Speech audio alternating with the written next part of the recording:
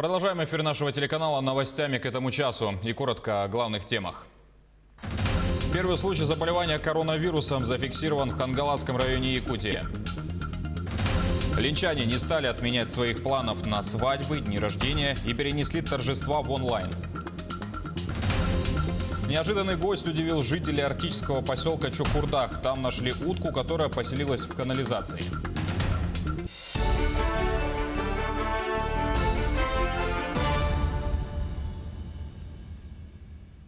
Первый случай заболевания коронавирусом зафиксирован в Хангаласском районе Якутии. Инфекция обнаружена у жителя города Покровска, который находился в больнице с подозрением на внебольничную пневмонию. Мужчина 74 лет прошел 2 теста на COVID-19. Первый тест показал отрицательный результат, второй подтвердил наличие коронавирусной инфекции. Сейчас он находится в инфекционном отделении Махсоголовской больницы. Сейчас у нас идет выявление контактных лиц. Сегодня же у этих контактных лиц мы отберем пробы и направим в вирусологическую лабораторию. Они контактные, будут помещены в обсерватор. Проведем также второе тестирование на 10-й день. Всего за минувшие сутки в Якутии зарегистрировано 9 новых случаев заболевания коронавирусной инфекцией. 2 из них выявлены в Алдане, это контактные лица и давно находились в обсерваторе. Об этом в ходе ежедневного брифинга рассказал глава Якутии. Остальные 6 случаев зарегистрированы в Якутске. 2 также находились в обсерваторе и не несли угрозы распространения. 3 – это контактные лица ранее заболевших. И 1 новый случай. Коронавирус выявили у работника ЗАГСа. Глава уточнил, что сотрудник занимался электронными базами данных. Сейчас идет отработка его контактов. В целом, еще раз хочу сказать, что ситуация у нас далека от стабильной. Все равно рост числа заболевших есть. И необходимы все меры по самоизоляции, по ограничению своих действий всем жителям республики, особенно тех районов, где у нас есть случаи коронавирусной инфекции, строго соблюдать. Это необходимо для вашего здоровья и для здоровья и жизни ваших родных и близких. А сейчас узнаем о текущей эпидобстановке в закрытом на карантин городе Алдане. Я передаю слово нашему корреспонденту на месте событий Руслану Павлову. В Алдане за последние сутки ситуация изменилась. +2 подтвержденных случая коронавирусной инфекции. Более подробнее главный санитарный врач по Алданскому району Алексей Селютин.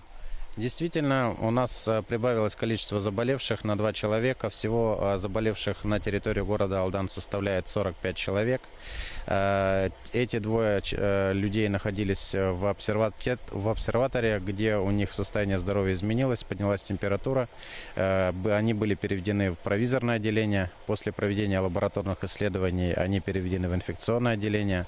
За прошедшие сутки в Якутск направлено 48 проб для проведения лабораторных анализов. Ну, вот это заражение в обсерваторе. Стоит ли предполагать, что еще появятся случаи из обсерватора? Не исключено, потому что заражены они были при совместном проживании в общежитии рынка Металлург. И 38 человек из этого очага на сегодняшний день являются лабораторно подтвержденными с новой коронавирусной инфекцией. То есть ждем результатов.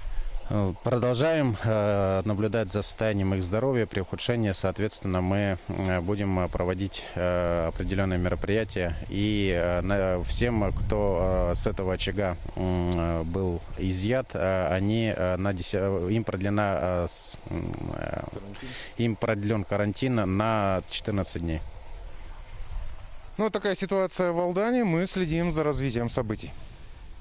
Вахтовики покинут очаг коронавируса после окончания карантина в Сунтарском районе. Об этом сообщил глава региона Айсан Николаев в ходе эфира в социальных сетях. По его словам, все вахтовые рабочие пока остаются на месте, и никто им не позволит куда-либо выехать. Поселок находится под тщательным наблюдением. В настоящее время 10 ранее заболевших вахтовиков находятся в инфекционной больнице. Регионы Дальнего Востока получат дополнительную помощь для сдерживания распространения коронавирусной инфекции. Полпред Юрий Трутнев провел очередное совещание с главами дальневосточных субъектов. 2,3 миллиарда рублей выделено на оснащение и дооборудование коечного фонда. Из них Якутии будет выделено 388 миллионов рублей. Также будут направлены комбинезоны, очки, респираторы, медицинские перчатки. Ночные волки присоединились к акции «Мы вместе». В Якутии продолжают помогать и поддерживать пожилых и маломобильных граждан. Сегодня участники мотоклуба совместно с волонтерами доставили около 50 продуктовых наборов жителям столицы. В такое непростое время для нашей страны, для всего мира, мы должны поддерживать тех, кто в силу ряда причин не может выходить из дома. Это пожилые люди, которые просто обязаны самоизолироваться. И мы должны помогать таким людям. Весь мотоклуб наш, все отделения по всей России принимают активное участие в этой акции. Мы все волонтерствуем и помогаем тем, кто рядом с нами. Сроки начала работы детских лагерей в Якутии могут перенести. Минпросвещения России рекомендовало регионам рассмотреть возможность переноса начала кампании на более поздний срок. Решение о ее начале в итоге каждый регион будет принимать самостоятельно, исходя из складывающейся эпидемиологической ситуации. Также рекомендовано обеспечить детские лагеря обеззараживателями воздуха, бесконтактными термометрами, антисептиками и дезинфицирующими средствами. Предусмотреть и усиленный медицинский контроль за состоянием здоровья сотрудников и детей во время смен. Общероссийский режим самоизоляции, а местами даже карантина, разрушил много планов. Кто-то остался без отпуска, кто-то отложил ремонт, а у кого-то оказался под угрозой срыва день рождения или свадьба. Уже месяц закрыты все нужные для праздника заведения, от ЗАГСа до ресторана. Можно ли считать режим самоизоляции поводом отчаяться? Ответит Марина Крутихина. Вместо свадебной фотосессии – фото на телефон, а вместо белой фаты – медицинская маска. Роман и Екатерина должны были стать мужем и женой. Купили платье и костюм, заказали ресторан, разослали приглашение. Общероссийский режим самоизоляции поменял их планы. Мы пришли в ЗАГС, говорят, так и так, потому что в связи с коронавирусом мне две женщины сидели там понимающие, они говорят, хорошо, какую дату выбираете, и мы выбрали на июнь месяц. Удивилась тому, что на 19 июня мы уже не первая пара, мы уже были четвертой парой по счету. То есть люди также переносят, все переживают. Парам, которые хотят пышное торжество, надо ждать как минимум лета. Если не терпится, расписаться можно, но тихо и скромно. Такой сценарий устраивает единицы. В связи с пандемией отменилось более 10 торжественных регистраций, перенесены на более поздний срок. Но также у нас есть граждане, которые в силу всех обстоятельств не могут перенести или отменить регистрацию.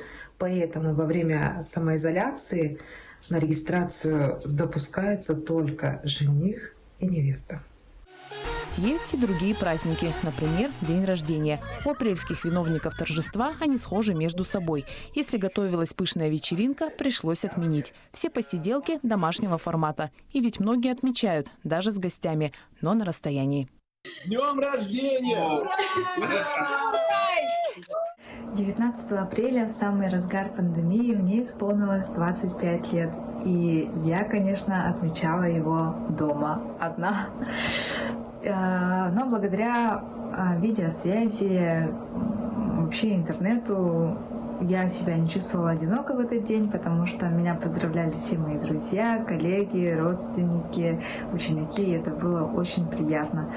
Все те, кто сегодня отменяет большие праздники с приглашением гостей, на ситуацию не жалуются. Прекрасно понимают, сейчас лучше оставаться дома. Тем радостней будут ничем не омраченные встречи по окончанию режима самоизоляции. Марина Крутихина, Олег Соснин, Анатолий Гуськов. Телеканал «Алмазный край». Неожиданный гость удивил жителей арктического поселка Чукурда Халайховского района. В конце прошлой недели на реке Индигирка заметили утку. Сперва одинокую птицу увидели работники канализационного очистного сооружения, что находится примерно в 300 метрах от поселка. Мужчины удивились столь необычному явлению посреди весны. Обычно утки в арктических районах прилетают в конце мая. На сегодняшний день утка не боится ни людей, ни собак, кормится хлебом, что и подкидывают жители. Птица на вид выглядит здоровой. Разбирающиеся в охоте чукурдахцы предполагают, что утка – подранок, перезимовавшая столь суровую зиму в канализационных стоках. Это вид утки томет шилохвости. Вот такого у нас никогда не было. Первая утка обычно прилетает, сразу стаями прилетали, но это где-то числах 10, возможно, мая домечали раньше. Предполагаю, возможно, где-то зимовала эта утка. Потому что эта вода зимой тоже не замерзает. Но в осеннее время никто не заметил. Вот что интересно. Все равно тут народу много бывает на реке. А в Ленинградской области в подвале дома нашли крохотного 3-недельного лисенка. Специалисты Центра помощи диким животным «Велес» обнаружили его во время Пасхи. Тогда он был размером чуть больше ладони и почти невесомым. По словам главного ветеринара центра Натальи Бондаренко, лисенка могла уронить в подвал мама-лисица. Также врач предположил, что рядом с дачами есть лисье гнездо, хотя в последнее время диких зверей поблизости не замечали. Сейчас малыш чувствует себя хорошо, много кушает, спит и быстро набирает в весе. И, кажется, даже подружился с местным котом. Так, ты что пришел? Помогать. Помогаешь? Проверить. Что тут такое? Говорит, боже, что это происходит у вас? Кого сюда? Стоило, говорит, мне свалить? 13-летняя чемпионка Боснии и Герцеговины по плаванию Иман Авдич нашла способ не прерывать тренировки. Она занимается в маленьком бассейне, установленном в теплице на даче. За тренировкой спортсменки наблюдал Артем Сторонов. В связи с пандемией коронавируса плавательные бассейны по всему миру оказались закрыты, и тысячам спортсменов пришлось отказаться от тренировок. Но 13-летняя Иман Авдич из Боснии нашла способ не прекращать занятия. Это довольно необычно, но все можно сделать, если придумать правильный способ. Вначале Иман и ее отец и по совместительству тренер Эвелин занимались бегом и прогулками по горам. Но затем власти Боснии в рамках борьбы с распространением коронавируса запретили несовершеннолетним покидать свои дома. Иман и Эвелин, обычно живущие в Сараево, сейчас коротают время в загородном доме у бабушки и дедушки. Погода становилась все лучше и лучше, и нам пришла в голову такая идея – заняться плаванием на одном месте, чтобы не потерять привычное ощущение нахождения в воде. И мы изобрели такую вот технологию. Иман и Эвелин установили на участке небольшой бассейн, в котором девушка плавала, пока ее отец удерживал ее на одном месте при помощи троса, прикрепленного к талии. На улице оказалось слишком зябко, и конструкцию решили поместить в теплицу. Программа тренировок у нас такая же, как обычно, только сейчас мы делаем расчет на время, а раньше ориентировались на дистанцию. Иман Авдич – обладательница нескольких национальных рекордов по плаванию вольным и смешанным стилем, баттерфляем и брасом. Девушка говорит, что ей было достаточно просто приспособиться к новым условиям тренировок, хотя она и очень скучает по настоящему бассейну. На этом пока вся информация. До встречи в следующем часе.